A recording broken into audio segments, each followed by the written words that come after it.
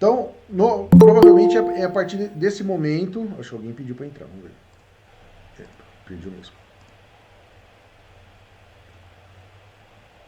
Então, provavelmente é a partir desse momento que eu vou disponibilizar a aula para vocês amanhã, tá? O que a gente falou antes foi só um bate-papo. Então, boa noite para vocês, pessoal. A nossa disciplina nesse semestre, a gente vai trabalhar com práticas da EJA, tá? Eu já falei um pouquinho sobre essa relação da nomenclatura, da EJA ou do EJA, depende muito do que significa o E, né? Em alguns lugares é ensino, então é do, se em alguns lugares é educação, então é da, tá? Mas não vamos entrar nesse mérito. E hoje eu vou falar só a parte histórica do EJA, né? Então, o que é o EJA? É uma educação de jovens e adultos, né? E muita gente acha que o EJA ele tem uma característica de atender pessoas de muita idade, né? Muito idosos. Ele teve essa característica meio no passado, sim, né? As salas eram formadas por pessoas muito mais velhas. Essa característica mudou um pouco, né? Hoje, por exemplo, né, antes de eu assumir a direção da escola, 4 anos atrás, eu estava dando aula no Befama e eu peguei uma sala, né? Eu peguei uma noite lá, algumas salas de EJA. E a característica do EJA vem mudando, porque eu já trabalhei com EJA 20 anos atrás, depois trabalhei em alguns outros momentos que eu dei aula à noite no estado, eu sempre tentava pegar as salas de EJA, além de ser um ambiente mais gostoso para trabalhar, ter uma questão mais de respeito e tal, né, um pouco mais fácil de lidar, mas tem a questão grande da dificuldade por eles terem ficado muito tempo fora da sala de aula. E da dificuldade da aprendizagem, né, dos obstáculos que eles criaram em relação à aprendizagem. Eles saíram da escola por algum motivo, né? E provavelmente esses motivos são obstáculos que surgiram na vida deles, ou pessoal, ou profissional, ou em relação à aprendizagem. Então, normalmente são salas bastante heterogêneas em relação à idade, né? E essa heterogeneidade é boa para a gente trabalhar com a questão da experiência deles, né? Então a gente consegue ter experiências de pessoas que já estão 30, 40 anos trabalhando e pessoas que estão começando a carreira profissional ainda, por isso jovens, né? Se vocês forem na lei, vocês vão perceber que hoje os adolescentes de 15 anos podem frequentar a EJA de ensino fundamental ciclo, o fundamental anos finais, né? E alunos com 18 anos já podem frequentar o EJA, a Educação de Jovens e Adultos, para o ensino médio, né? Então, o aluno de 18 a 21 anos frequentando a faculdade, o EJA, com 18 anos, com 20 anos ele terminou o EJA e está quase na mesma idade das pessoas que entram na faculdade, né, sem nenhum tipo de problema temporal, né. Então vamos lá, vamos começar aqui a nossa aulinha aqui, tá? Vamos falar um pouquinho do contexto histórico. Pessoal, não existia educação de jovens e adultos praticamente da maneira que nós conhecemos antes da Primeira Guerra Mundial, né? Então nós tínhamos, claro, salas de aula onde não havia essa distinção de questão de idade, não como é hoje, né? Então a gente tem hoje uma coisa chamada conceito de idade série. Por isso que hoje a gente briga muito para a questão, né? Tem muita gente que chama de promoção automática, mas é a questão dos ciclos, né? De você adequar ciclos de ensino e não anos de ensino mais, né? Então a gente hoje, por exemplo, né, nos anos iniciais, nós tínhamos um ciclo, hoje nós temos dois, né? Nós temos hoje no ensino fundamental 3 ciclos, 2 nos anos iniciais e 1 ano e um ciclo nos anos finais. O dos anos iniciais é o ciclo primeiro, que é o da alfabetização, que é do primeiro ao terceiro ano. Depois é o ciclo de aprofundamento e preparação para os anos finais, que é o de quarto e quinto ano, onde ali você já tem que dar conceitos de leitura, interpretação de texto, simples, né? A pessoa lê minimamente conseguir entender algumas informações explícitas no texto, questões das 4 operações matemáticas, um pouquinho de geometria, conceitos primordiais de história e geografia e de ciências naturais. Ele tem que sair do quinto ano, já que de uma maneira preparada para encarar os anos finais, que aí seria o terceiro ciclo hoje, né, do ensino fundamental, que é do sexto ao nono ano. E depois nós temos um outro ensino, que é o ensino médio, que não é feito por ciclo, ele é feito por série, né? Então hoje a gente tem primeira, segunda e terceira série do ensino médio, ou séries, né? Do ensino médio, diferente do ciclo da denominação de anos, que é do ensino fundamental. Além disso, nós temos também outras características, que é o ensino infantil e assim por diante, que também tem outras propriedades. Mas por que eu estou dizendo isso? Não existe, por exemplo, o EJA de ensino infantil, claro, né? Não caberia, né? Existe EJA de alfabetização, tá? Mas ele é muito raro, hoje ele é muito mais raro. As salas são montadas sobre demanda, como eu disse para vocês. Se havendo a necessidade de ter ao menos 20 pessoas que não são alfabetizadas com mais de 18 anos, é montado, né? Desculpa, com mais de 15 anos, é montado uma sala, né? Com esses 20, pelo menos 20, né? Para que ele possa passar por esse processo de alfabetização. Então, raramente é montada essas turmas, tá bom? Então, os EJAs que nós encontramos por aqui, normalmente são de ensino fundamental anos finais ou de ensino médio, né? Não que não tenha a oferta, tem por demanda, como eu disse, tá bom? Havendo a necessidade, pode se montar sim. Na verdade, deve se montar, tá? Então vamos falar que antes disso, é claro, a pessoa adulta, jovem ou criança, independente da série que ele estava, ele poderia frequentar a escola. A escola era muito diferente do que é hoje, né? Uma escola bastante excludente, ou seja, não era para todo mundo, poucas pessoas conseguiam fazer a escola, e por isso, nesse momento, né, não era tão importante se alfabetizar, porque para a maioria dos empregos, né, que existiam, né, ou a partir dos trabalhos, né, que as pessoas poderiam ter, não precisavam da leitura da escrita, porque a grande maioria trabalhava no campo. Não havia necessidade, então, dessa alfabetização.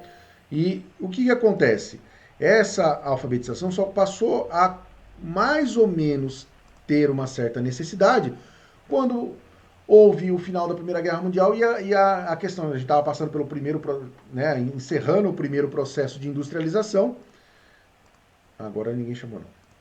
E finalizando o primeiro processo de industrialização, né, a primeira Revolução Industrial ela inicia no final do século XIX e termina mais ou menos junto com o final da Primeira Guerra Mundial, 1918, 1920 ali, onde surge aí, né, toda uma discussão, uma revolução na Europa, uma segunda, né, uma preparação industrial, né, para esse entre guerras, né, ninguém sabia que ia ter uma segunda guerra, mas provavelmente estava muito na cara pelas tensões que existiam nos países europeus, e acaba culminando na Segunda Guerra Mundial. Mas vamos voltar um pouquinho. Então, com a Primeira Guerra Mundial, viu-se a necessidade de se alfabetizar, porque muita gente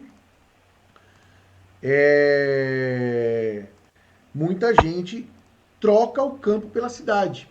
E na cidade, a maioria dos empregos tem a necessidade de pelo menos a alfabetização, da pessoa saber ler e escrever, né?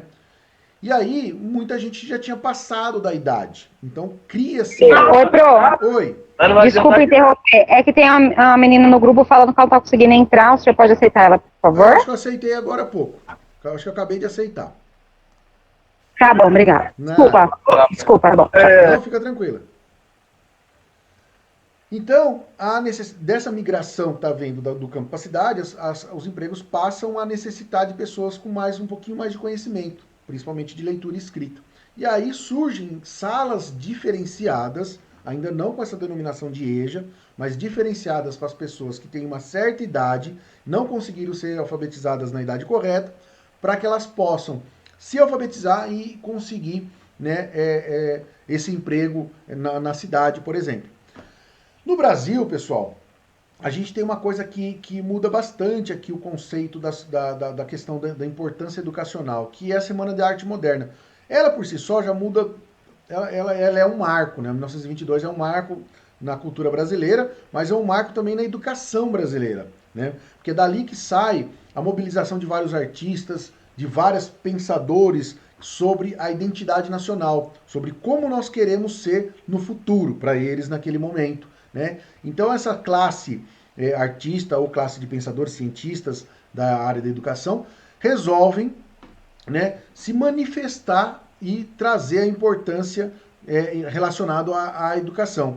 E aí, né, 10 anos depois, ocorre o Manifesto dos Pioneiros, que vocês que já estudaram História da Educação, quem de vocês já passaram pela disciplina, acho que quase todos de vocês passaram pela disciplina de História da Educação, só a turminha que pulou o primeiro semestre, mas vai voltar e vai ter, esse também é um grande marco na educação, aí já na educação brasileira, que é onde se faz um manifesto assinado por um monte de gente importante da época, dizendo sobre a questão da importância da educação ser direito de todos, né?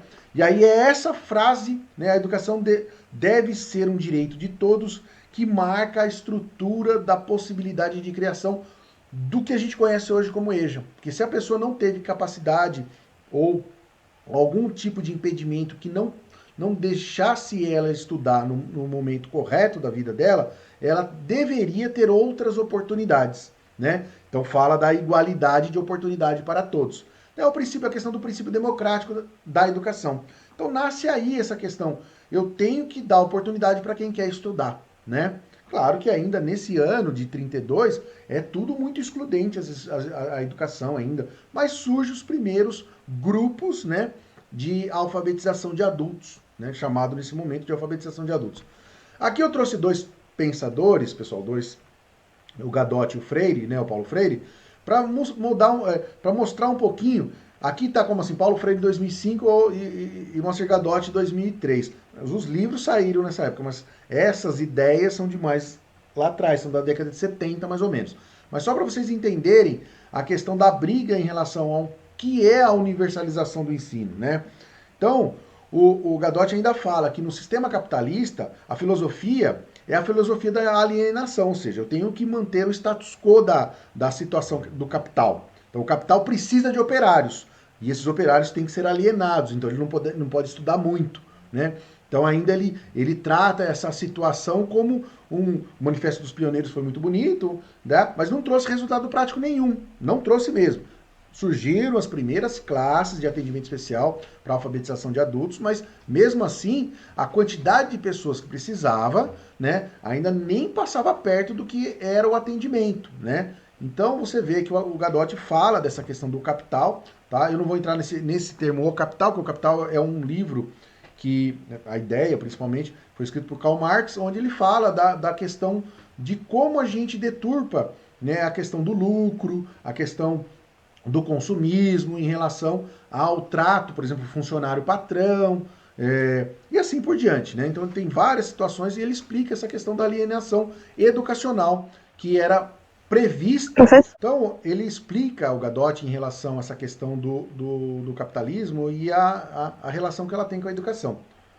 Mas Paulo Freire fala que nem bem, né? Ele, claro, ele também é uma pessoa que trata do construtivismo social, né, ele é um dos fundadores da metodologia do construtivismo social, e ele fala que descobrem que, como homens, já que não podem continuar sendo quase possuídos e da consciência de si como homens oprimidos, vão à consciência de classe oprimida. Então ele fala que a questão que é o despertar para o homem oprimido é a educação. Então, a educação é um caminho de ascensão social, né? Ela é uma das possibilidades que as pessoas têm de ter condições melhores de vida. Então, se a pessoa que se aliena e não consegue, né, cumprir o mínimo necessário educacionalmente, ele passa a ser uma pessoa oprimida educacionalmente pela sociedade, né? Então, Freire, por isso que ele desenvolveu quase todas as suas metodologias, foram aplicadas à prática na educação de jovens e adultos, né? Todo o seu trabalho, todo o seu estudo foi feito em relação à educação de jovens e adultos, para a questão da prática, ou seja, de como a pessoa aprende tendo experiência já, né? Então, ele vai falar sobre isso aqui, tá bom? Deixa eu voltar aqui para ver se se ela conseguiu.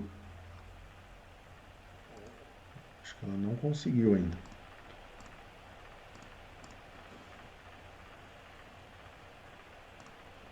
Então, pessoal, o que nós vamos dar continuidade aqui é a questão do seguinte. Já em 1940, né, já um pouquinho depois do Manifesto dos Pioneiros, ocorre a ampliação da educação elementar. Então, alguns avanços começam a acontecer. Então, a gente está num momento de guerra, né? e há necessidade de ter mais mão de obra especializadas no Brasil. Então surge algumas possibilidades de expansão da educação, né? Em 1945, já quando o final da guerra, a gente entra numa ditadura, a gente estava numa ditadura do Vargas aqui, e o Brasil está querendo redemocratizar, está passando por um processo de redemocratização, né? A gente está finalizando, na verdade, o período da ditadura Vargas aí. Então, nessa redemocratização, há vários movimentos que surgem em relação à democratização também da educação. Então, as pessoas pensam o seguinte, já na questão da democratização, eu preciso dar condições para que o meu eleitor possa votar, né? Aí agora eu escutei alguém chamando. Então é preciso, né, ter nesse ponto aqui a condição para que o eleitor possa votar, porque uma das condições é que ele seja seja alfabetizado para poder votar.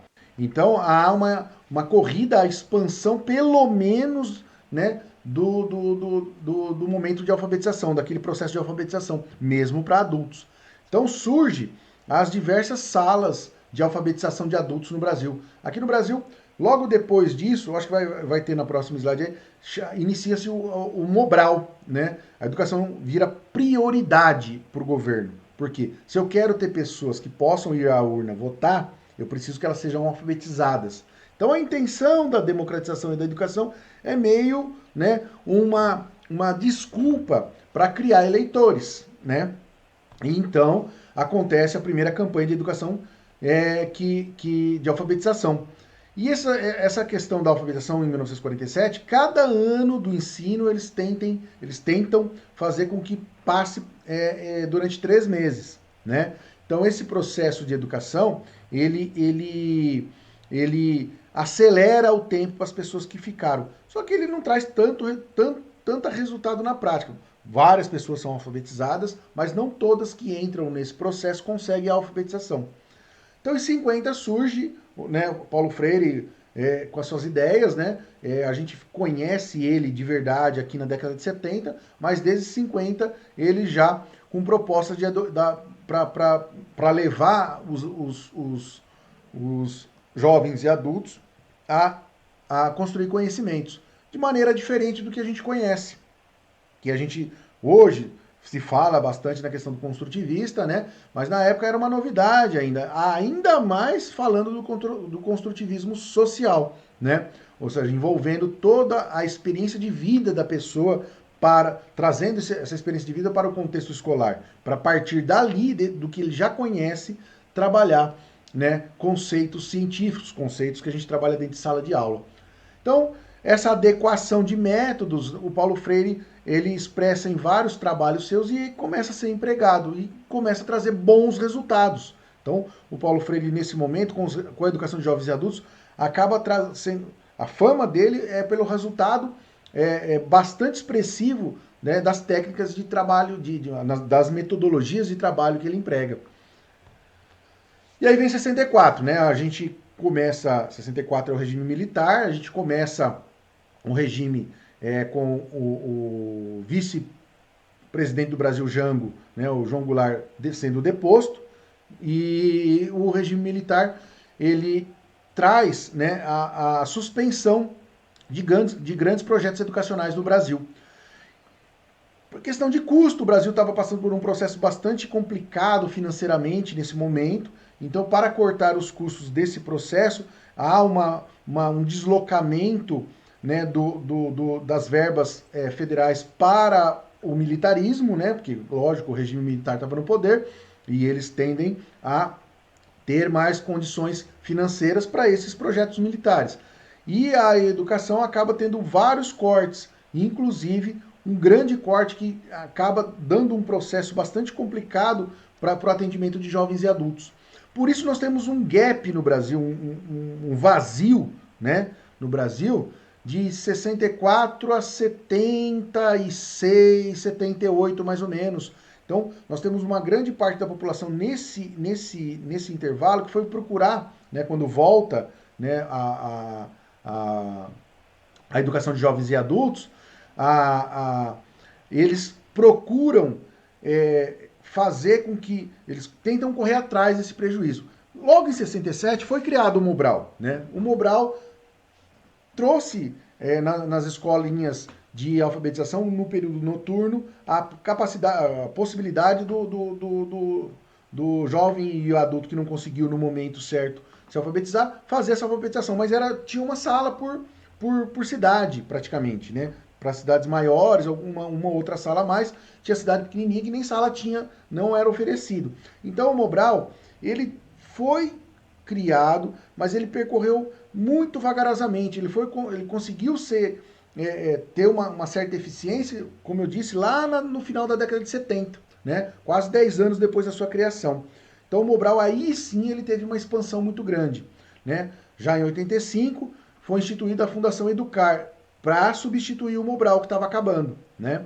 Já tinha acabado, na verdade. O Mobral, nesse momento, ele já tinha se encerrado, né? Ou estava encerrando, né? Porque ele finaliza no final de 84, comecinho de 85, e aí tem a Fundação Educar, que é um outro projeto muito parecido com o Mobral, só que mais amplo, né? Onde possibilita não só a alfabetização, mas dar continuidade no ensino, já para ensino na época, né? Você, além de fazer a alfabetização, você poderia fazer o seu primeiro e segundo grau, chamado, né? Então você tinha a possibilidade de dar continuidade, né? Você não só poder, não precisava passar só pelo processo de alfabetização na educação de jovens e adultos. Então você tinha a possibilidade de fazer os outros cursos, né?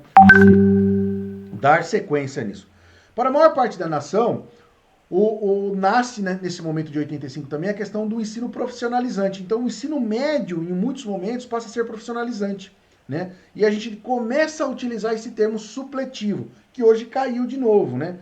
Hoje a gente praticamente já não usa mais. Mas o supletivo, ele nada mais é do que essa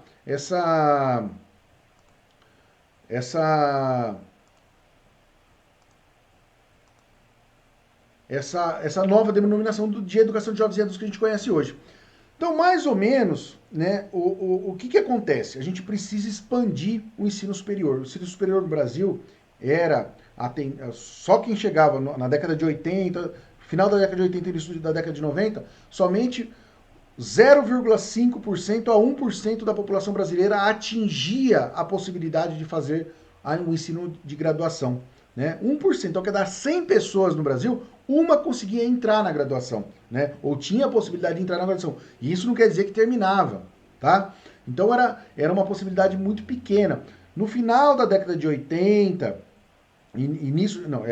final da década de 80 e início da década de 90. 10 anos depois, final da década de 90, início dos anos 2000, houve uma expansão tão grande que o ensino da graduação passou a atingir de 4 a 5% da população praticamente, né? Depois houve uma redução, com alguns cortes também, um pouquinho antes da nova LDB.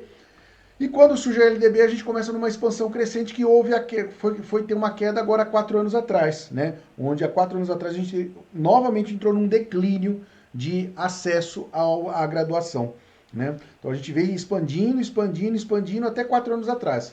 Aí 4 anos atrás a gente estagna e começa a cair de novo. E aí porque o Brasil entra num processo também, né, de estagnação econômica. Então, muitas pessoas perdem emprego, a questão de dar continuidade não é uma prioridade para muitas famílias que normalmente têm condições financeiras cortadas nesse momento, né? E aí que acaba acontecendo? Acaba tendo uma redução drástica, né, de 4 anos para cá, mais ou menos, 4, 5 anos para cá.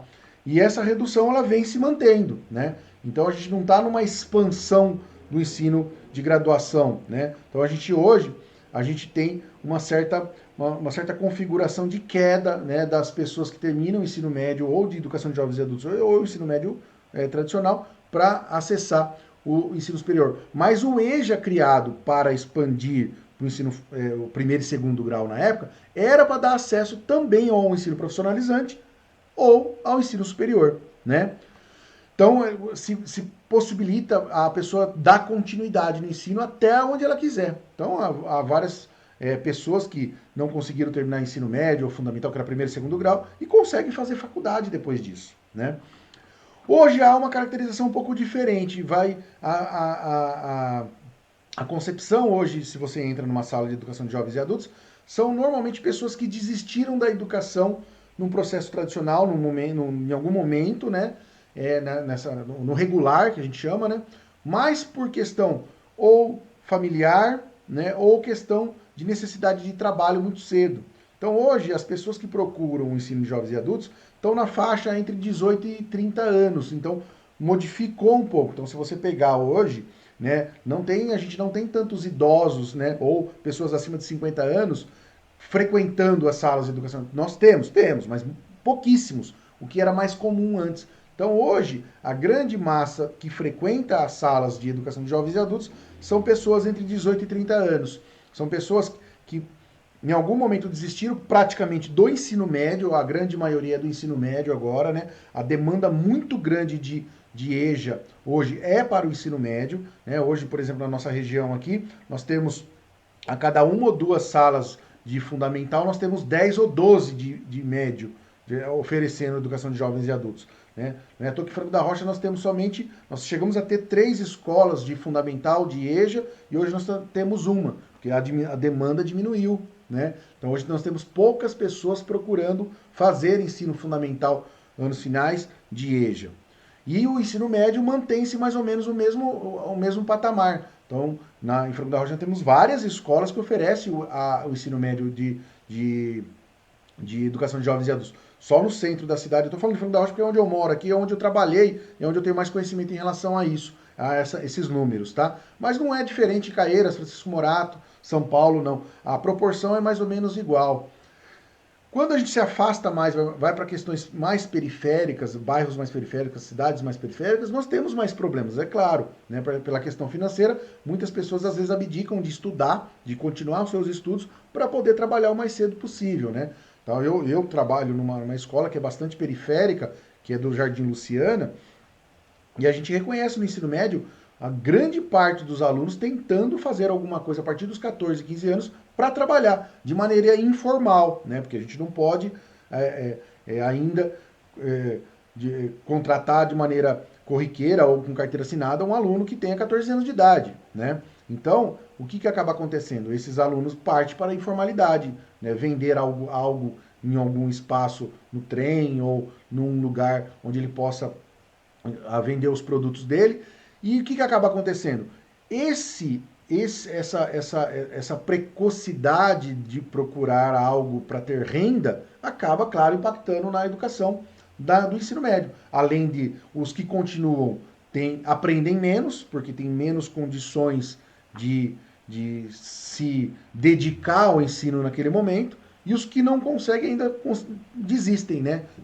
Se evadem da escola e o que acaba acontecendo? Esses alunos, eles vão talvez tentar algo formal para o seu emprego lá quando eles estão com 20, 21 anos de idade. E aí que bate a necessidade de retornar para ter o ensino médio. Porque muitas empresas ou lugares que contratam exigem um mínimo de ensino médio terminado, principalmente para alunos maiores de idade. E aí que bate a necessidade de retornar e terminar o ensino na modalidade de educação de jovens e adultos. Então é isso que acontece, né? Então, o artigo 37 aqui da LDB, a educação de jovens e adultos será destinada àqueles que não tiveram acesso ou oportunidade de estudos no ensino fundamental e médio. Pode ver que agora, né, fundamental e médio, mas é o todo fundamental, tá? Embora o fundamental nos iniciais nós temos uma demanda muito pequena, na idade própria. Então a gente está dando a oportunidade dele restabelecer o processo correto de ensino dele, dando a oportunidade dele frequentar uma graduação, se ele quiser, ou ser inserido de maneira mais adequada ao mundo do trabalho. Esse é o objetivo do EJA hoje, entendeu? Então aqui, pessoal, eu tirei todas essas informações que eu passei para vocês hoje desse texto que eu enviei para vocês na semana passada, na sexta-feira. Eu mandei lá o artigozinho para vocês lerem, né? Era um artigo mesmo, né? E embora ele tivesse uma linguagem um pouquinho mais assim, não tão fácil como alguns textos que a gente trabalha, mas ele não é também todo complicado. Mas o meio dele, desse artigo, a partir da parte de introdução lá, traz informações bastante importantes para a gente. Tá? Sempre vai os contatos aqui na última no último slide nosso, tá? Para vocês poderem entrar em contato se vocês precisarem, ou a questão da coordenação, secretaria, ou financeiro e secretaria, que a Débora voltou, tá atendendo agora, tá?